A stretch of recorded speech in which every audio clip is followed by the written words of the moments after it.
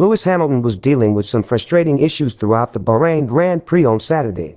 Lewis Hamilton has explained the story behind his radio message during the Bahrain Grand Prix after the Mercedes star told race engineer Pete Bonington, "My seat is broken." The legendary Brit climbed from 9th on the grid to finish in 7th in an underwhelming start to the 2024 campaign. Hamilton was making steady progress through the field during the opening stage of the race and had already made his way past Fernando Alonso. But the 39-year-old was forced to report a bizarre issue, complaining of a broken seat in a radio message sent on lap 25. Explaining the backstory behind the incident to DAZN after the race, Hamilton said, "Dan, honestly, I think I was braking into turn 1 and then the seat just shifted, and my left butt cheek fell. Basically, I think it just cracked, just snapped. Something snapped.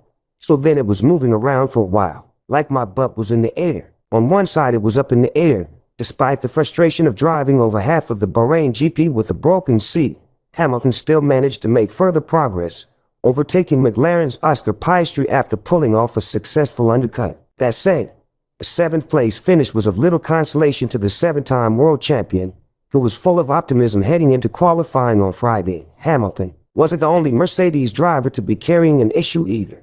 His teammate, George Russell, enjoyed an impressive start and even snatched P12 from Charles Leclerc. But the 26-year-old then spent the remainder of the race managing an engine cooling issue that saw him slump to 5th in the order. Giving a debrief of a hectic evening in the Bahrain desert, trackside engineering director Andrew Shevlin said, "The race proved an underwhelming and frustrating experience today. We were beset with overheating issues early on that we were forced to manage throughout the vast majority of the Grand Prix. The extra lift and coast the drivers were forced to do as a result of this also caused them to lose tire temperature.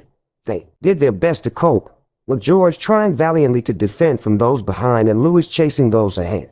Ultimately, 5 and 7 was likely the best we could do with the issues we were facing.